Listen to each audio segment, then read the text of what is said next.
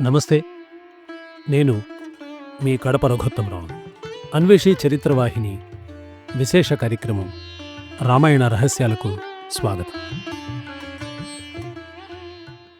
వాల్మీకి రామాయణం ఎవరికి కావాలి? అందరికీ కావాలి.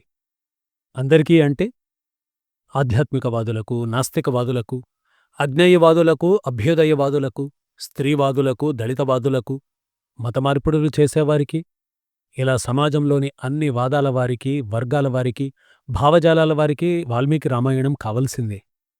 అది చదువుకోవడానికో, తిట్టుకోవడానికో, తప్పులు పట్టడానికో, మార్చి వ్రాసుకోవడానికో, ఏదో ఒకదానికోసం రామాయణం కావాల్సిందే. ఇతర మతాలు ఈ దేశంలోకి చొరబడడానికి ముందు గత 1500 సంవత్సరాల భారత చరిత్రను తీసుకుంటే వాల్మీకి రామాయణం ఈ దేశంలో ఇతర మతాలైన జైన బౌద్ధాలను కూడా ప్రభావితం చేసింది. నిజానికి రామాయణాన్ని విమర్శించడం, మార్చి వ్రాయడం అనే ప్రగాఢమైన కోరిక, లేదా రామాయణంలో తప్పులు పట్టడం అనే ప్రయత్నం నిన్ననో మొన్ననో పుట్టుకు వచ్చింది కాదు. చరిత్రను మనం కూలంకషంగా చూస్తే సుమారు 2000 సంవత్సరాల క్రితమే ఇలాంటి కోరిక, ఇలాంటి ప్రయత్నాలు పుట్టుకొచ్చాయి. మొదట బౌద్ధులు, తరువాత జైనులు వాల్మీకి రామాయణాన్ని తప్పుల తడకగా భావించారు. ఆ ప్రాచీన ఇతిహాసంలోని ఇతివృత్తాలు, సందేశాలు, సంఘటనలు, సంభాషణలు మొదలైనవి కొత్తగా పుట్టిన తమ సిద్ధాంతాలకు పొంతన కుదరకపోవడంతో వాల్మీకి రామాయణాన్ని అవైజ్ఞానికమని, అభూతకల్పన అని ప్రచారం చేయడం మొదలెట్టారు. అహకీర రాఘవేణం మారివో మాయామిగో జహవుత్తం తో వాణరేహిం బద్ధో జహో మహోదహి సేవుబంధేణం అంటే రాముడు బంగారు జింకను కొట్టడం ఏమిటి? వానరులు సేతువును కట్టడం ఏమిటి?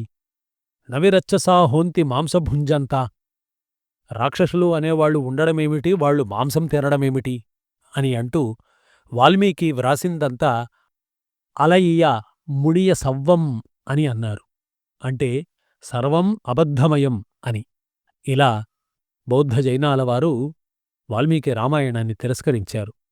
రామాయణంలో వాల్మీకి చేసిన వర్ణనలన్నీ అభూత కల్పనలని ఎకశెక్కం చేశారు కూడా. ఆయుధాలు పట్టి యుద్ధాలు చేసేవాడు, రాజ్యం కోసం, భార్య కోసం ఇతరుల్ని చంపేవాడు మహాపురుషుడు కాలేడని వారు అన్నారు. కనుక మేము వాల్మీకి వ్రాసిన రామాయణాన్ని త్రోసిరాజంటున్నాం అని అన్నారు. కాని తమ మనస్సుల నుండి వాల్మీకి రామాయణాన్ని పూర్తిగా తుడిచివేయలేకపోయారు. తమ మతం వారే రామాయణాన్ని చదువుతున్నందుకు ఆశ్చర్యపోయారు కూడా. అందుకని తమ తమ మత విశ్వాసాలకు తగ్గట్టుగా స్వంత రామాయణాలను వ్రాసుకున్నారు. లేదా తమ మతస్థాపకుల జీవితాన్ని, వారి కార్యాలను, చర్యలను వాల్మీకి రామాయణ శైలిలో వ్రాసి పొగుడుకున్నారు. వాల్మీకి కథానాయకుడైన రాముడి కంటే తమ మతస్థాపకుడే మహాపురుషుడని, మహాపురుష లక్షణాలు ఉన్నవాడని, అతనే నిజమైన కథానాయకుడని చెప్పుకున్నారు. ఇక్కడితో ఆగక వాల్మీకి రామాయణం అసలు రామాయణం కాదని, తాము వ్రాసిన రామాయణమే నిజమైన రామాయణమని ప్రకటించుకున్నారు కూడా. ఇదంతా గత చరిత్ర.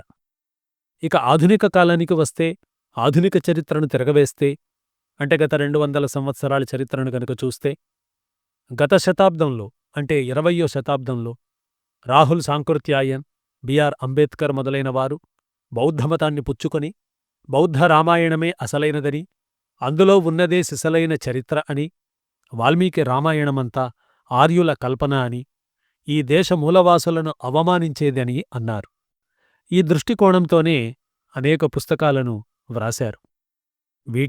వీటిలో ఉన్న సమాచారాన్ని చాలా కీలకమైనది, ముఖ్యమైనది, విలువైనది అని భావించేవారు ఈనాడు సమాజంలో ఎందరో ఉన్నారు. అలా అనుకోవడం తప్పేమీ కాదు.